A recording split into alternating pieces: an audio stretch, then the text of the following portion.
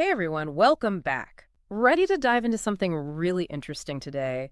We're going to unpack bipolar disorder, like really get a clear picture of it. And we're coming at this from, we've got this excerpt from a medical text. So we're talking like evidence-based stuff here. Yeah, that's important, right? I mean, there's a lot of stuff out there about bipolar disorder. Totally. So we got to sort through it. So first off, how common are we even talking? This research, it actually says that around 2% of people, in their lifetime, they'll experience bipolar disorder. But then, get this, there's this bigger picture, right? They're saying like 4.4% when you include a whole range of similar experiences. That's from this big study, the NCSR. Ever heard of it? Yeah, and what's amazing about that number, that 4.4%, it really just shows you how common bipolar disorder really is. It's not like this rare thing.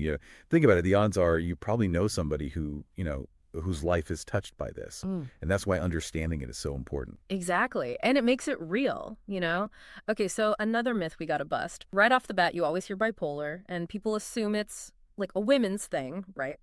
But this research, it straight up says men and women equally affected. Huge point. And while we're at it, let's be clear. Race doesn't play a role either. Yeah. Okay. Getting rid of these wrong ideas.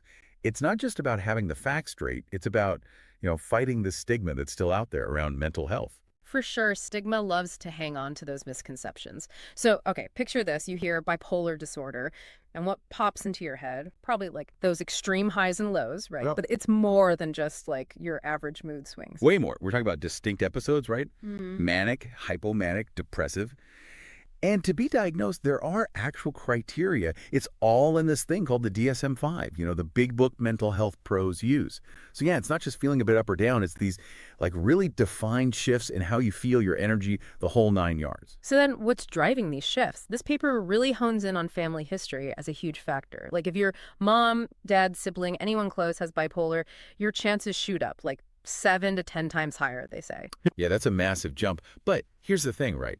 It's not as simple as just inheriting bipolar disorder like it's, your eye color or something. It seems like this family history thing, it also ups your risk for major depressive disorder too, which is interesting, right? Okay, so it's more nuanced than just, bam, you get the bipolar gene. Exactly. It's like there's this maybe shared vulnerability in your genes or even stuff in your environment that messes with both conditions. Yeah. It's wild. Shows you how much more we're still figuring out about how all this mental health stuff is connected. So genes aren't the whole story then, huh? What about other things that might make someone more likely to, develop bipolar disorder? Well, this research, it actually brings up some pretty wild possibilities. Like, get this, complications when your mom was pregnant with you, that could be a factor. And this is kind of out there, but even like what time of year you were born. Hold on, seriously. Time of year? Yeah, it seems like babies born in those colder months, winter, spring, they might be a tiny bit more likely to, later on have bipolar disorder. They think it could be something about like infections the mothers were exposed to during pregnancy. But yeah, it's definitely a head scratcher. Wow. That's pretty wild. You never think about something like that. It really makes you think about how much like everything is connected, Totally. Yeah. And we can't forget about like just life, stress. That's a big one. And brain injuries. Those can also play a role, according to this research. It all just shows you it's not just one thing. It's this whole mix of stuff that comes together. So let's say someone is diagnosed, right? This research talks about bipolar I and bipolar II, the different types. I'll admit, I used to think bipolar I was like the super serious version. What's the real difference, though? Is one like worse than the other? Yeah, that's a really common thing to think. But honestly, it's not that straightforward. Both bipolar 1 and bipolar 2, there are serious mental health conditions, okay? We're not ranking them. It's more about how they show up, what makes them unique. Bipolar 2, with those hypomanic episodes, people sometimes think, oh, that's the milder one. But actually, the research is saying now, people with bipolar 2, they might actually have episodes more often. And the depression part, that could be even heavier for them. So it's not just about how, like, intense the highs and lows are? Nope, not at all. Each type has its own, its own set of challenges. Treatment needs to be really tailored to the person. Okay, and this is something, we got to be real about. The research doesn't shy away from this bipolar disorder. It can be chronic, really impact your day-to-day life. Yeah. And that's important to talk about, for sure. Mm-hmm. It's not always this neat thing like you have an episode, it ends, you're good to go.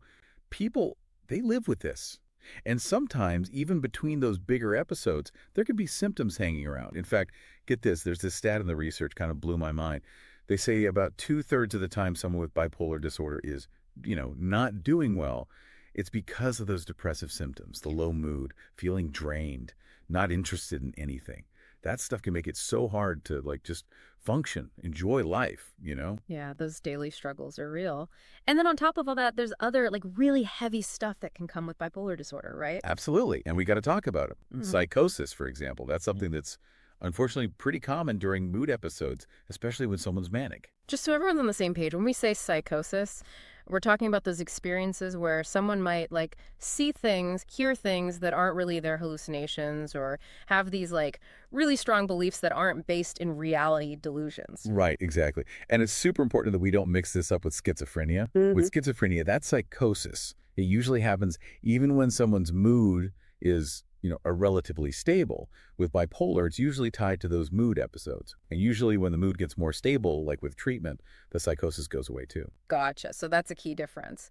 And sadly, just like with major depression, there's also a real risk of suicide that comes with bipolar disorder. And that's why, reaching out for help early on, it can literally be life-saving. It's that important. Which brings me to something I bet some of our listeners are wondering about now. What can help? Is there hope for a full recovery? What does treatment even look like? Such good questions. And honestly, if only we had a crystal ball to see exactly how this thing plays out for every person, right? Yeah. But the research, it is giving us some clues about what might mean a tougher journey for some people. Like what kind of clues? What should people be aware of? Well, some things are, sadly, kind of what you'd expect. Substance abuse, that's a big one. Yeah. The longer someone's been living with bipolar disorder, that can be tougher too. And if they've had episodes that were really, really severe in the past, that could be a sign that, it might be a more complicated path. But, and this is huge, okay? None of this means someone with bipolar disorder can't have a good life, a life full of meaning. Treatment, it's not about a cure, but it can make a world of difference. It's about getting those symptoms managed so the person can, live their life to the fullest. That's what it's all about, right? Like treatment is about living your life, not just, managing a diagnosis. So what does that look like? What actually helps? Yeah. So there's no magic bullet, sadly. Yeah. Everyone's different, right? But this research, it talks a lot about medication, and that's often a big piece of the puzzle. Lithium comes up a lot, and then antipsychotics too. But, and this is key, therapy. It's not just an add-on, it's huge. Specifically, they talk about CBT, cognitive behavioral therapy, and also psychoeducation. Both of those have really good evidence behind them. Okay, CBT, I've heard that one, but psychoeducation, break that down for us. What is that, and how does it help someone with bipolar disorder? So imagine it like this. It's all about giving someone the lowdown on their own condition. Like with bipolar disorder, psychoeducation helps you figure out what your triggers are, how to spot the symptoms early on, and then most importantly, what you can actually do about it, how to cope. And when you combine that with medication, it's like this 1-2 punch that can really make a difference in the long run. It's like knowledge is power, right? You're not just treating the symptoms blindly, you're understanding what's going on. Exactly. And this research, it's really focused on the brain stuff, the biology of it all. But we got to remember, there's this whole other side, right? Self-care, that's massive too, would you say?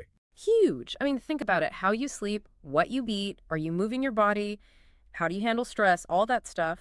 It impacts everyone's mental health, but especially with bipolar disorder, it can make a huge difference. That's all connected, right? Your mind, your body, the choices you make every day. And that's something this research, as good as it is, it doesn't really dig into that much. Yeah, and it kind of makes you wonder, right? We talked earlier about how, like, maybe when you were born even plays a role, but what about how we live now? This whole, like, always on, info overload, modern life thing, does that play a role too? Ooh, now that is a question, isn't it? Think about it. The constant pressure, never really unplugging, not enough sleep. I mean, it makes you wonder how much our environment is like feeding into all this, not just for people with bipolar disorder, but for everyone. That's a good one to sit with, for sure. And hey, that actually brings us to the end of our deep dive today. We covered a lot, right? Busted some myths, unpacked some seriously complex stuff, but hopefully you're walking away with a clearer picture of what bipolar disorder really is, and maybe even more important, what it isn't. And don't forget, knowledge is power, right? The more we understand about mental health, whether it's something we're dealing with personally or someone we care about, is the less stigma there'll be, the more empathy, the more support. That's what it's all about. Kind of said it better myself. So, as you go about your day, here's something to chew on. In this crazy, fast paced world we're living in, how can we each create a life that supports good mental health, not just for folks with a diagnosis, but for all of us? Thanks for joining us for this deep dive. It's been real. And remember, there's always more to learn. So keep those brains engaged. Until next time.